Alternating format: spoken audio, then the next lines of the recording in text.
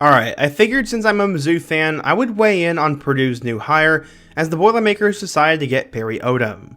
The Ryan Walters hire from 2 years ago ended up being a complete disaster for the Boilers, as West Lafayette was ready to riot when they heard that he might come back for a third year. Purdue was in a very difficult spot with NIL, and they were not winning on the field, so they decided to go ahead and pull the plug on Ryan Walters and said that experiment was over.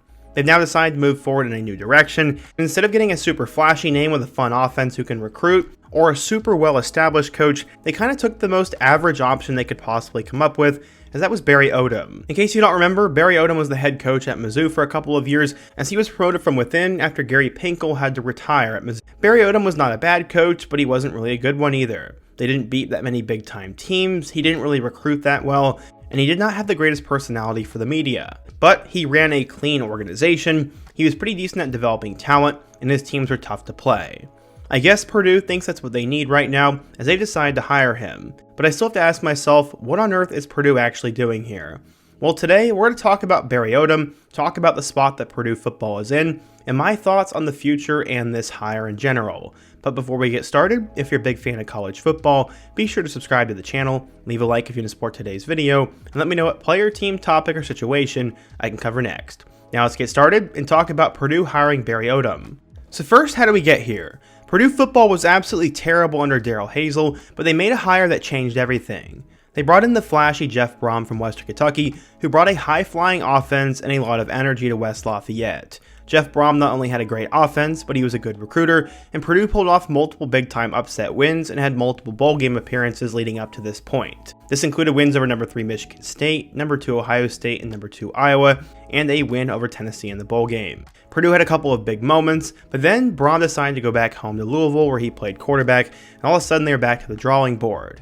People forgot how difficult it was to win at Purdue, so when they decided to move in a new direction and get Ryan Walters, many thought it would be smooth sledding and things would just continue on as usual. But again, people forget how hard it is to win at Purdue. They didn't have great NIL, it's not the most beautiful campus in the world, and they are sort of the little brother to Notre Dame in the state.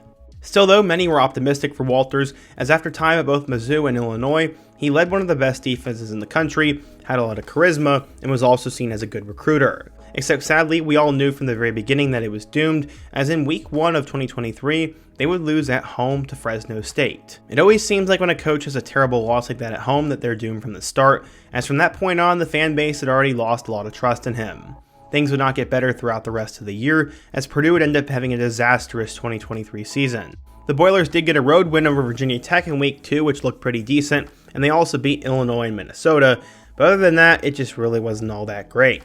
They got blown out in most of their games, and Purdue football was all of a sudden not a whole lot of fun to watch. The Boilers went 3-6 in the conference after winning the Oak Bucket game, and went 4-8 overall. But it was just year 1, and Walters had a couple of key pieces to build around. Guys like Dylan Thieneman, Devin Mockabee, Max Clare, and a highly touted 2024 class made many optimistic that Purdue could take the next step in 2024. We also saw complete fool's gold in week 1, as against Indiana State, they won 49-0.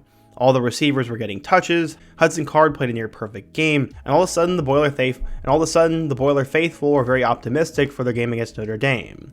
This was a big rivalry back in the day, but after being postponed for a couple of years, Notre Dame finally made their return trip to West Lafayette. The number 18 Fighting Irish were probably confused, as they expected to play Purdue and not a group of 5th graders. They ended up winning this game 66-7, and this was the worst home loss in school history for the Boilers. After that, they got blown out on the road against Oregon State, weren't competitive against Nebraska, and then got kicked around 52-6 by Wisconsin. All of a sudden, the team was 1-4, and the season was pretty much over. They did almost have a crazy comeback against number 23 Illinois, as Ryan Brown went crazy, but they ended up losing 50-49 in overtime, 1-5. After that, number 2 Oregon would shut out Purdue on the road and get their first road shutout since the 90s, and then they would lose in overtime to Northwestern. That was the backbreaker of the season. That was their best chance for a win, and now the Boilers were 1-7 with an 0-5 mark in the conference. From there, things got worse. They went on the road to number 2 Ohio State and lost 45-0, and were not even competitive. From there, they'd host number 4 Penn State, and they'd lose 49-10.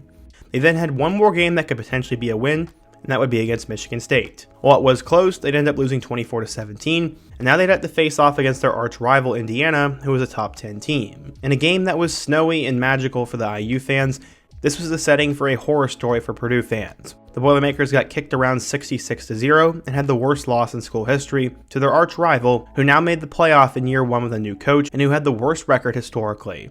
All of a sudden, the boosters and the fans had had enough. Ryan Walters was not going to be the head man at Purdue anymore. The team lost 11 straight games and finished with a 1-11 record and an 0-9 mark in the Big Ten. They were only competitive in 3 of their 9 losses, and everything completely fell apart. They couldn't find a decent quarterback, the receivers were confusing, and the defense was terrible. The fans quit showing up, and Purdue all of a sudden was the worst Power 4 team in the country and in a very dark spot. They fired Ryan Walters after just 2 years, and now they'll have to pick up the pieces, and they're hoping that Barry Odom is the man for the job. Back in the day, Barry Odom played for the Missouri Tigers, my team, and ended up going to coaching right away. He spent most of that time with Mizzou and Memphis, but became the Tigers' defensive coordinator in 2015. After Gary Pinkel retired, they decided to promote from within, and Barry Odom was the next head coach in Missouri football history. From 2016 to 2019, which was a total of 4 years, Barry Odom was the head man at Mizzou.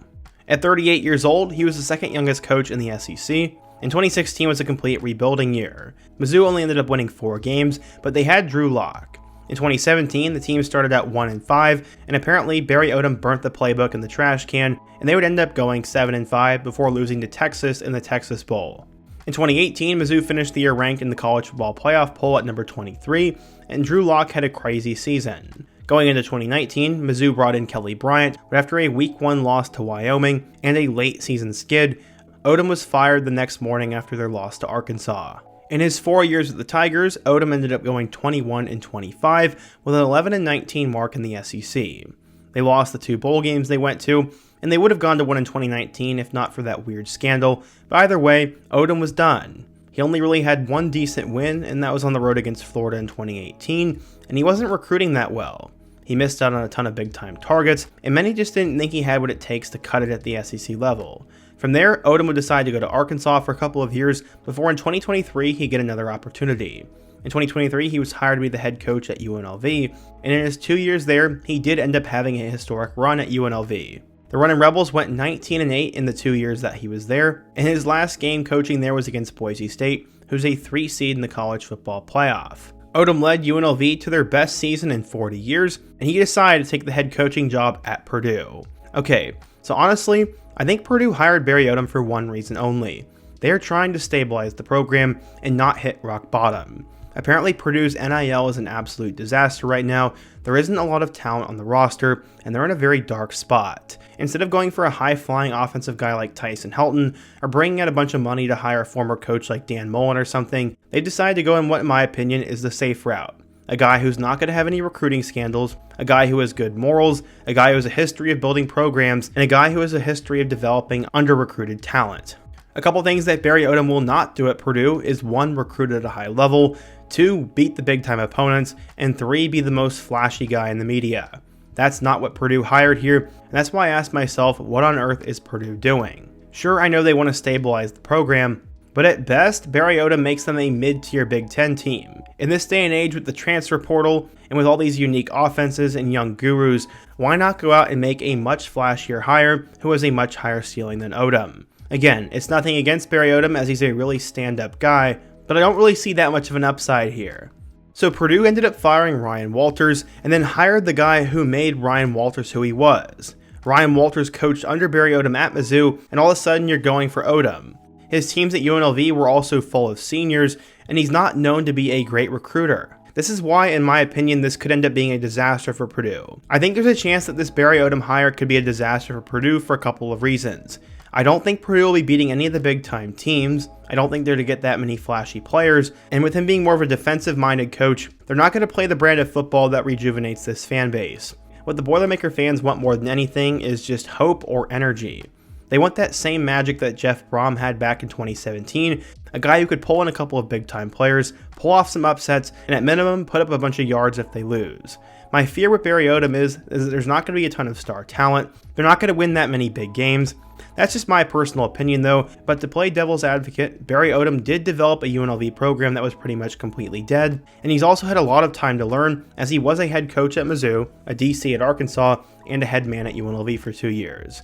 For now, I'll give him the benefit of the doubt and give him a chance, but in the state that Purdue football is in, I'm not quite sure if it was the best hire, and there's a chance this could end up in disaster, and they could either be just as bad as they are now, or not improve that much. And let's just say Purdue starts to go 6-6 or 7-5 every year. Are fans really going to be happy with that? Or are they going to want a coach that can maybe bring them to the college football playoff like their rivals down in Bloomington had? We'll just have to wait and see, but what do you guys think? If you're a Purdue fan, what do you think of the Barry Odom hire? How do you think the program needs to change? And what topic should I do next? Be sure to let me know down below, leave a like if you want to support today's video, subscribe if you're new, and check out all my other videos on the end screen.